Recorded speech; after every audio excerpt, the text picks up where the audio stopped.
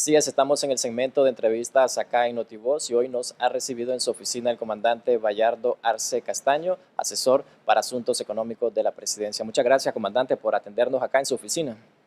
A la orden. Okay. Comandante, ¿qué ha representado el año 2020 para el gobierno de Nicaragua, tomando en cuenta que han tenido el impacto de la pandemia del coronavirus? Venimos arrastrando la recesión del 2018 y nos azotó dos potentes huracanes, ETA y IOTA. ¿Ha sido un desafío para el gobierno? Claro, es un año de grandes retos, de la exigencia de mucha creatividad para poder salir adelante como lo hemos ido logrando, ya que no podíamos postrarnos ante esas adversidades que teníamos que enfrentar. Se habla que para este año 2021 se estaría distribuyendo ya la vacuna contra la COVID-19. ¿El gobierno la va a entregar de forma gratuita? ¿Se va a tener que invertir para mantener la vacuna en Nicaragua? Bueno, se ha anunciado de parte de la OPS que Nicaragua la va a recibir gratuitamente. Lo que pasa es que no sabemos de cuántas vacunas estamos hablando. Y por otra parte, hemos entrado en un paquete con el BCE para, en el marco de COVAX, hacer una compra de la vacuna. Yo creo que dependiendo de lo que nos puedan donar y de lo que tengamos que invertir, se tomará la decisión más acorde con las necesidades de salud pública y con la realidad económica de la gente. Pues yo creo que buscando salud, si nos es posible, pues no se va a cobrar. ¿Quiénes serán los primeros a quienes se les aplicará esta vacuna contra la COVID-19? Eso es un campo que está en la gente del Ministerio de Salud. Normalmente se busca que los primeros que lo reciban sea el personal de salud, porque es el que está en primera línea enfrentando la pandemia, y ya después entrar con los sectores más vulnerables de edad, de salud, etcétera. Pero es un campo más médico que económico. ¿De cuántos estiman ustedes de que podría ser la cantidad de dosis que requerirá Nicaragua, tomando en cuenta que hay acá en el país al menos 6.2 millones de nicaragüenses? Bueno, Y los todo el casos mundo habla son muy de que bajos. una cantidad razonable de vacunas es el 80%, 85% de la población, así que por ahí calcularla. La inversión que se va a hacer en esta vacuna, si se llega a comprar a laboratorios, ¿de dónde va a salir? ¿Van a ser de préstamos internacionales o el mismo Es de gobierno? préstamos internacionales, ya hemos recibido ofertas de financiamiento tanto del BCE como del BID, y en buena medida parte de los fondos del Fondo Monetario Internacional para crear ese capital de inversión de salud. ¿Cómo consideran la gestión del gobierno ante la pandemia del coronavirus, tomando en cuenta de que han habido sectores que han demandado alivio económico? Hay muchas personas en el desempleo a causa de que empresas no pudieron ser sostenibles durante este transcurso del 2020.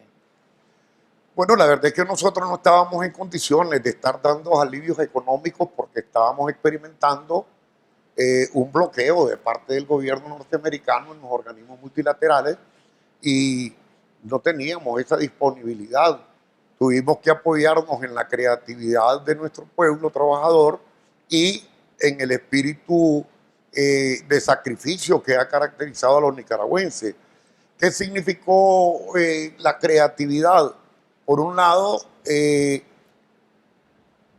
trabajo que han hecho el trabajador y el productor de todos los niveles en el sector agropecuario, que es el que mantuvo esta economía y durante el primer semestre nos ubicó como el país de América Latina que más exportó. Y en segundo lugar, impulsando los movimientos de emprendedores para que la gente que estaba perdiendo los trabajos formales pudiera, digamos, enfrentar las dificultades a través de lo que se llama el trabajo informal, pero que cuenta a nivel económico y que lo podemos ver precisamente en los resultados que estamos teniendo. Comandante, sin embargo, el sector empresarial ha afirmado que la falta de apoyo económico al sector ha impulsado la pobreza general, la pobreza extrema estarían incrementando. Según Copades, al finalizar el 2020, al menos 1.219.000 personas estarían pasando sin tener ingresos económicos debido al desempleo. Bueno, si Copade nos hubiera conseguido a nosotros 500 o 1.000 millones de dólares para hacer maravillas en la economía, pues hubiera sido distinto. La falta de recursos económicos que ha tenido el gobierno que enfrentar durante este 2020 ha sido por la sanción que mantiene Estados Unidos, por la ley NICAP. ¿Eso ha dificultado de alguna manera acceder Claro a que ha habido fondos? una política de bloqueo que además muchos aquí se solazaban y gozaban de que mientras le estaban dando a los demás países, a Nicaragua no le daban. Pues nosotros tuvimos paciencia ante los organismos multilaterales porque es importante que el pueblo sepa que estos son derechos que tenemos los países. Nosotros somos socios del Banco Mundial, socios del BID, socios del BESIE, socios del Fondo Monetario Internacional. Hemos pagado siempre nuestras cuotas y eso nos da un derecho de financiamiento, que es el que nos estuvieron bloqueando de distintas maneras. ¿Reconocen las complicaciones que han tenido durante este 2020 para acceder a esos fondos? Claro, y como no la puedes reconocer, y estoy diciendo que nos tenían bloqueado. ¿Por cuánto tiempo se les dificultó al gobierno Pues tenés acceder? todo el año. Todo esto, nosotros venimos experimentándolo desde el 2019. Vos mismo has entrevistado una cantidad de gente feliz de que no venía ayuda. ¿Ves? Desgraciadamente, ese es el tipo de nicaragüense que todavía tenemos, pues que gozan de que el país no pueda responder y después vienen muy sabiamente a decir, pues, va a aumentar la pobreza o va a aumentar el desempleo.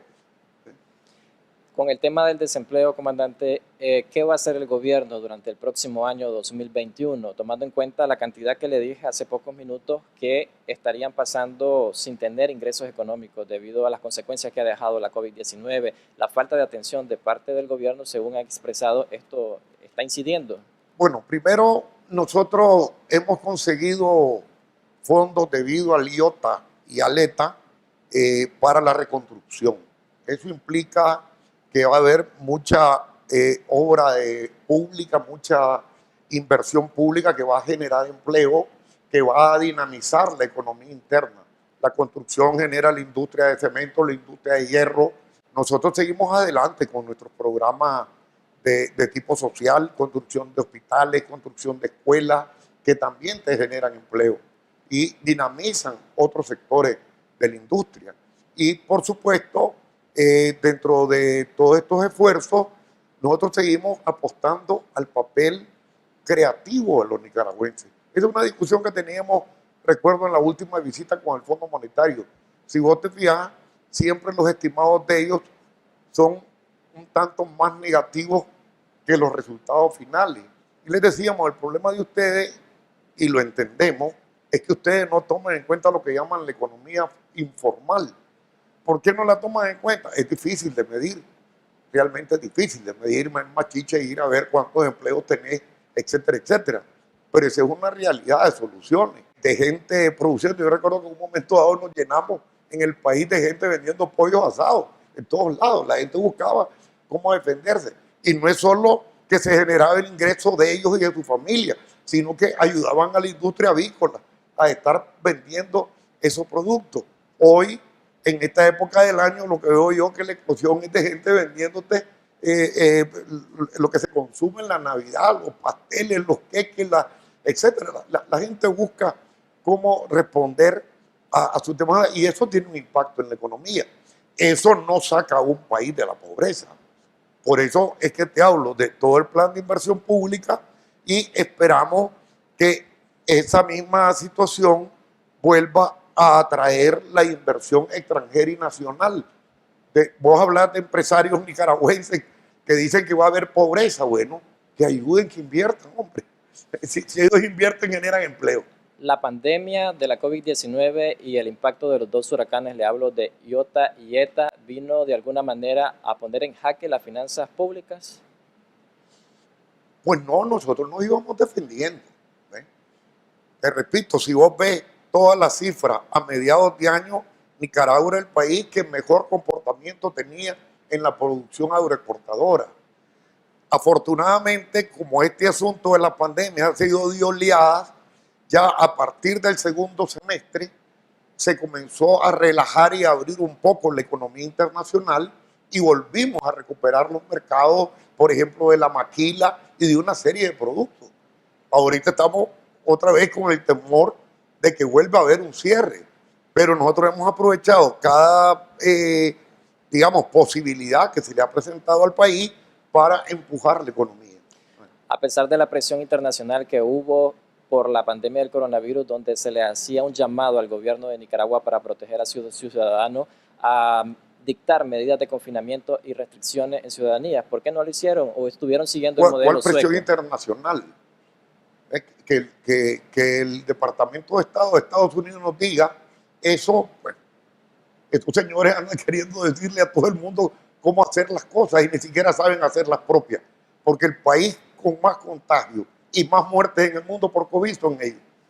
¿Estuvieron utilizando el modelo sueco en Nicaragua para en cierta medida, porque la realidad nos obligaba a eso. Nosotros no teníamos los flujos de recursos, los estaban bloqueando. Entonces no nos quedó más de combinar el esfuerzo del Ministerio de Salud, la creatividad del Ministerio de Salud de no dejar a todo el mundo en hospitales, que es más fuente de contagio, y atender a la gente en sus hogares, con que eso pudiera dar un resultado de la teoría del rebaño, que a la larga es a la que apostás. Cuando vos decís que vas a vacunar 80-85%, esa es teoría del rebaño, porque no vas a vacunar al 100% de la humanidad.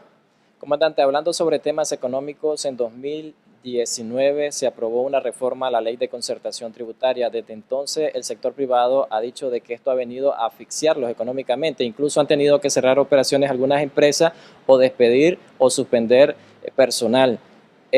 Por parte del gobierno se dijo que se iba a analizar 6 meses el impacto de la reforma y llegamos al 2020 y aún no ha habido ninguna respuesta a esta demanda.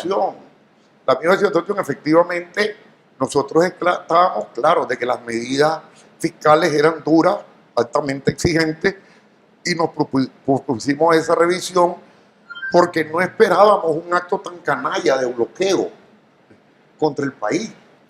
Pero el bloqueo se dio. Entonces no nos quedó más que ir prolongando esa política fiscal. Y ahora ya el presidente lo decía en una actividad, creo que ahora en agosto, bueno, ya en enero buscaremos cómo sentarnos con los sectores empresariales verdaderamente interesados en la reactivación, en la creación de empleo, para revisar políticas económicas y seguir empujando este país para adelante. Con el aspecto de la reforma tributaria, ¿cuáles serían los puntos que se estarían cambiando o modificando? Porque de alguna manera se le elevó el pago anticipado del impuesto sobre la renta a las empresas, al pasar del 1% al 3%. De mayor demanda de revisión que hemos tenido. Y obviamente pues se tendrá que poner en un tapete de discusión con los que quieran discutir. Si alguien no quiere discutir, pues lo haremos nosotros solos. ¿No se descarta el próximo año abordar ese tema para atraer inversión? No. Hay que hacerlo. ¿Qué ha estado frenando la inversión extranjera directa en Nicaragua, que no suman ni los 500 millones de dólares? ¿Fue efecto de la pandemia, la crisis sociopolítica que enfrenta Nicaragua o la recesión económica? Yo creo que lo primero que corrió aquí la inversión fueron los actos golpistas del 2018. Eso cerró prácticamente la industria hotelera del país, mató toda la industria turística de las playas, paralizó el comercio y toda la inversión inmobiliaria. Tan así que vos puedes ver ahí una cantidad de centros comerciales que se construyeron todavía vacíos. Entonces, pues, ¿qué inversión va a venir con la situación que se estaba dando en ese momento? Y después, efectivamente, sobre eso vienen las amenazas de los bloqueos. Pues, porque aquí hay empresarios que nos han dicho con sinceridad a nosotros que eventualmente tienen temor de que les apliquen sanciones y les apliquen medidas por estar haciendo inversión en Nicaragua. Y lo dicen empresarios nacionales y extranjeros. Ese es lo canalla, lo perverso de esta política. ¿Cuánto tiempo prevén de que las inversiones se encuentren contraídas en el país, tomando en cuenta de que no hay una solución política y los inversionistas lo que desean es claridad y certidumbre sobre el país? Hay un cambio de gobierno en Estados Unidos. Vamos a ver si este nuevo gobierno va a seguir la política salvaje del gobierno de Trump, que no solo fue con nosotros, no solo fue con Venezuela o Cuba. Este señor ha sancionado a China, a Rusia, a Turquía, a Alemania, a Francia, a España, a todo el mundo. Pues claro, cada cual tiene su capacidad o no de resistir esas presiones y esas sanciones. Nosotros somos un país muy pobre, muy pequeño. Comandante, con el tema de la seguridad social, ¿cómo se encuentra esta institución? Recientemente el gobierno ha recibido un préstamo del Fondo Monetario Internacional de al menos 186.8 millones de dólares, de los cuales se estarían utilizando 73.3 millones de dólares para de alguna manera amortiguar el efecto que ha tenido del déficit del Claro, porque necesitamos asegurarle las pensiones a los jubilados, asegurar los servicios médicos del seguro. ¿Ve? Entonces, una parte de ese dinero se habló con el fondo que se iba a ocupar para eso. Ahora, la seguridad social, que es un reto mundial, obviamente aquí tendrá que volverse a poner en la palestra, si no este año del 2021, en el 2022. La verdad es que no se puede mantener un plan de beneficios sociales sin suficientes empleos y cotizantes para mantenerlo. Ese es un reto mundial. Para salvar las finanzas del Instituto Nicaragüense de Seguridad Social, el próximo año se estaría contemplando una reforma a la ley. No creo que sea un año propicio para hacerle reformas a la ley de seguridad social. Es un año de elecciones, de manipulaciones políticas, etc.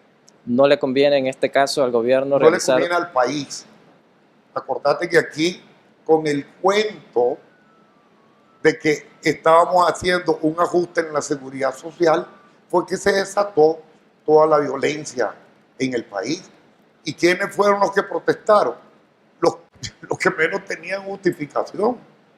Gente que no era trabajadora, que no era asegurada, que no era nada, pero que fue movilizada. ¿Ve? Algunos de ellos que todavía estaban calientes cuando quisieron hacer el escándalo de Bozaguá. Comandante, de las perspectivas de decrecimiento para este año 2020, el gobierno al inicio del año decía que era de 4.5%, una caída. Se reajustó ese número sí, a 1.5%. A 1,5%, entre 1,5% y 2,5%, porque toma en cuenta que el año no ha terminado. El año termina el 31 de diciembre y tenemos que ver todo el impacto de la dinamización de este año. Por eso es que hablamos de una caída de 1,5%, 2,5%, que por supuesto es muy lejana a un 13% que nos vaticinaron algunos sabios y organismos aquí, que después le dijeron que era el 9%, después el 7%, etc. Bueno, nosotros estimamos 1,5%, 2,5%. Y sobre esa base tenemos estimado, y así fue que se aprobó el presupuesto del 2021, ya en el 2021 tener un crecimiento del 0.5%, que creemos que puede ser mayor. ¿Por qué? Porque todavía no hemos terminado, repito, de que cierre el año para ver cuál es el cierre real y ni hemos calculado el impacto que va a tener el flujo de recursos que se ha logrado conseguir al final de año. Sin embargo, hay algunos economistas que mencionan que esa caída que podría estarse estimando en Nicaragua al cierre del 2020 entre 1.5 o 2.5, como usted lo menciona, sería un poco ilusionista para el gobierno, tomando en cuenta de que hay sectores que se han visto fuertemente afectados por la pandemia y ahora por el impacto del huracán, que es el sector agropecuario. Bueno, yo no sé quiénes son tus economistas. Yo creo que los ilusionistas serían ellos, pues en todo caso. La economía es muy clara, se basa en una ciencia técnica que se llama econometría. Vos medís cuánto entra, cómo funciona y qué impacto tiene. Comandante, retomo las proyecciones que hacen algunos economistas al que el gobierno no ha venido desde el 2018 presentando cifras macroeconómicas de la economía del país, por ejemplo, las cifras del desempleo real, el precio de la canasta básica, el comportamiento de algunos sectores económicos como el comercio, el turismo, han sido cifras ocultas por meses. ¿Y qué ha pasado? Porque hay unos economistas que quieren estar haciendo análisis a cada rato con cualquier cifra. Hombre, nosotros estamos más que ocupados en darle cifras a los críticos permanentes en resolverle los problemas a la población. Y aquí estamos, en diciembre del 2020, con un país que aunque ha perdido empleo, que aunque ha sufrido estos impactos, no ha entrado en la debacle que han entrado otros. ¿Puede una economía caminar a ciegas? ¿Puede un inversionista depositar su capital en el país tomando en cuenta de que hay cifras que no se han publicado y que están Los retrasadas? inversionistas serios se abocan con el gobierno para discutir sobre el tema de la economía. No se están basando en lo que publican estos señores que viven de eso. Comandante, en temas políticos quería abordarlo sobre las elecciones de 2021. ¿Cómo la catalogan, tomando en cuenta que la oposición está fracturada y que el gobierno ha venido realizando algún tipo de medidas para inhibirlos a que ellos se postulen como candidatos presidenciales, como fue el caso de este lunes, al aprobar una ley que los inhibe? Inhibe a los que tienen vocación traitora, que van a pedir que nos agredan, que van a pedir que nos invadan, que van a pedir que sancionen al país. No inhiben a nadie. Si una persona actúa rectamente, podrá correrse. Ese es un derecho que le da la Constitución. La aprobación de esta ley de defensa de los derechos del pueblo a la independencia, a la soberanía y a la autodeterminación de la paz, de alguna manera pone al gobierno en ventaja en contra de algunos opositores que quieran llegar a las elecciones de 2021. Bueno, en todo caso se autoexcluye el que tiene vocación traitora, el que anda pidiendo en el extranjero que dañen al país, el que hace oposición constructiva, legítima, que critica lo que hay que criticar de nuestra gestión, que le hace un planteamiento a la sociedad alternativo, no tiene nada que preocuparse por esa ley. Esta ley de alguna manera, comandante, deja de alguna manera que no se permita una reforma a las reforma electoral en 2021 como lo han demandado y que ha puesto plazo ¿Por qué? La Organización de Estados Americanos. Decime por qué.